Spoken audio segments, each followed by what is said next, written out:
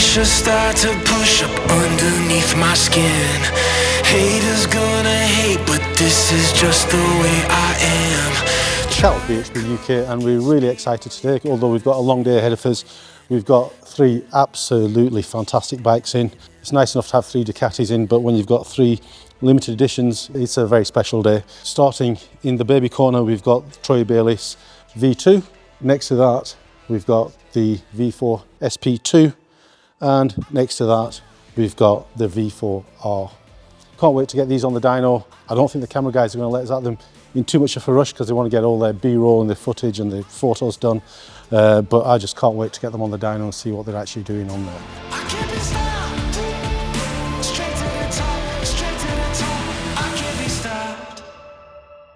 Well, it's going to be a long day, so we better crack on and get the first bike on the dyno. Let's start with the V4 SP2.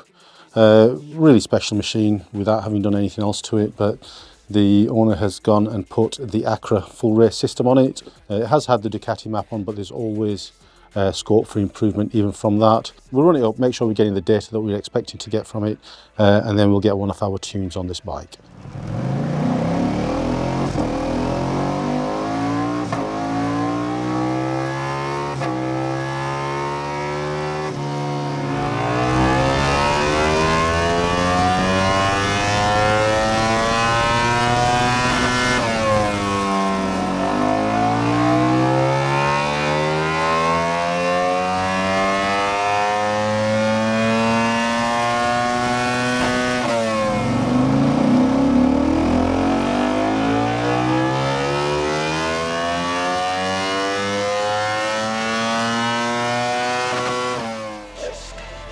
So that's a full batch of runs done on the bike. We're running lean pretty much everywhere below 8,000, 9,000 RPM. At 25% accelerator opening, up to just short of 9,000 RPM. We're running at lambda 1, so we're going to definitely have to put some fuel in at that point. At 50% accelerator opening, it's the same story. Up to about 8,500 RPM, we're running at lambda 1, and then it starts to richen up. It gets to where we'd like it to be at about 11,000 RPM.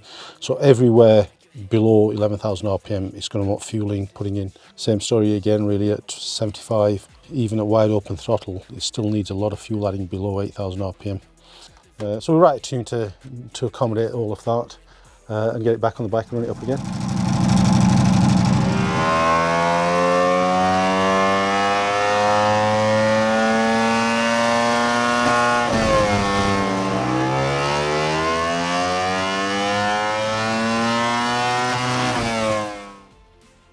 So as far as improvements are concerned for the SP2, at 100% we managed to go up from 206 brake horsepower to 211. Just really reducing some of the throttle restrictions and the way that Ducati pulled back the throttle at high RPMs. Even at wide open throttle, it starts to shut the throttle down a little bit, so we've kept it open just a touch longer. And it's given us an extra 5 horsepower at the wheel. Heading down the accelerator openings at 75%, again it's the same sort of a story. We've fixed the fueling issues at the bottom of the rev range, further up the rev range above 6,000 RPM. We've carried on letting the bike produce power in a linear manner as opposed to tailing off a little bit.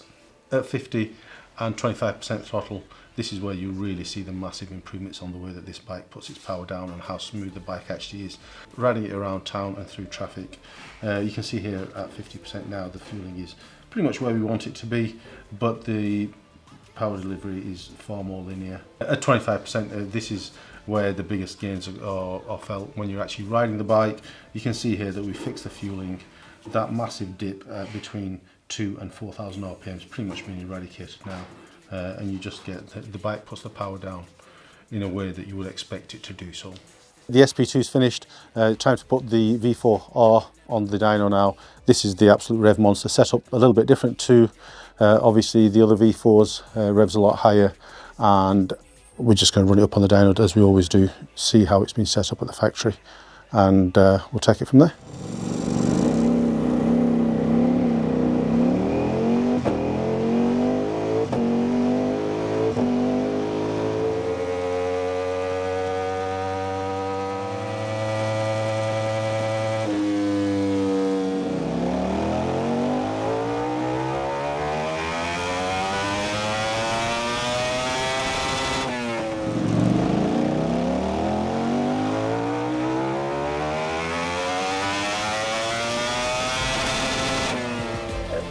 The V4R's made 207 at the back wheel actually. If you compare it to a standard V4, it's making quite a lot more power above 12,000 RPM. It just carries on producing it because it's going to rev out to 15,500 RPM, whereas the 1103 V4 actually makes a huge amount more power everywhere below 12,000 RPM. 8,000, just interestingly, it makes 26 horsepower more.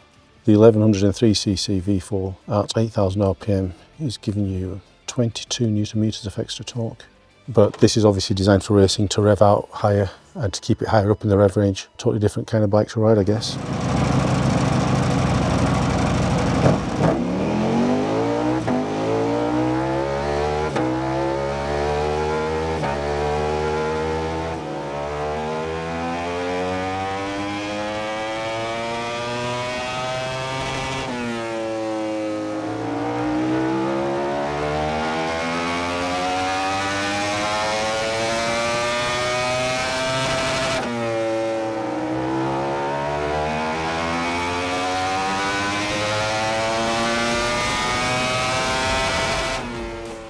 The V4R, don't really see many of these on the road. We don't see many of them making their way to our dyno. Very few of them produced. This was produced as a homologation model for racing purposes. Had the capacity reduced from 1103cc to 998. It is the engine derived from the MotoGP and the World Superbike engine. It's supposed to be making 218 brake horsepower at the crank. We made 209 at the back wheel, so that pretty much equates. It's probably actually been understated by Ducati, and it revs much higher than the standard Desmo V4 engine. This was a bike that we had to add quite a lot of fuel to, pretty much everywhere really. If you look at the plot here at 25%, we've removed some of the restrictions on it, as we tend to do with the Ducati bikes, but also we've had to add quite a lot of fuel in. You can see from the fueling plot that we've gone from 14.75 at just under 4,000 RPM all the way down to about 12.3, just running it slightly over reach at that point, just to give you a little bit of pre-acceleration enrichment. Then the fueling is pretty much at 13.2 to 1 throughout the rev range. At 50% we've seen quite a lot of smoothing here. You can see the big flat spots at between 6 and 8,000, and 9 and 10,500 have pretty much been eliminated altogether. It gives you a far smoother power delivery, and you can see again that we've removed the restrictions that Ducati have put in. At 75% accelerator opening, we have had to add a little bit of fuel, but above 10,000 RPM it's been more a case of removing some of the power restrictions and optimizing the ignition timing. You can see here that the modified file above 10,000 RPM really does separate from the stock file, and you can see between 13 and 14,000 that big dip in power has been eliminated. As far as wide open is concerned, we made a modest gain of 2 brake horsepower on this bike, 207 to 209 brake horsepower, so not really much to write home about at wide open throttle, but the rest of the bike really has been transformed. Last but not least, we've got the Troy Bayliss ready to run on the dyno. This has got the Leo Vinci Decat on it, but it does have a closed end baffle, and I think that's going to restrict the performance quite significantly. But let's get it run, let's see what it does.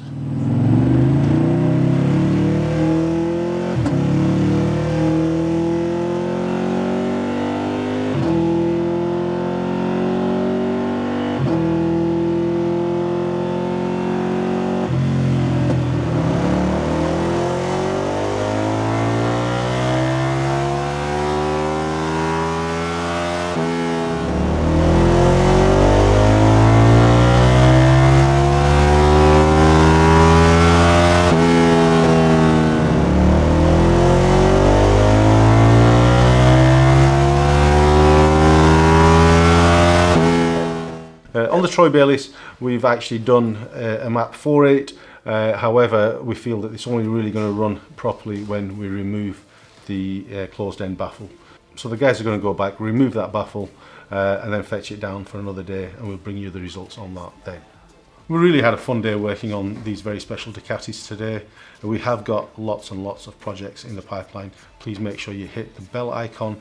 We also have some hardware tuning packages in the pipeline, so make sure you hit the bell icon and keep you notified of anything new that we bring into the channel. All of these bikes are covered on our ECU Flashers, so if you're not local to us, you can still get a bespoke BHP UK tune.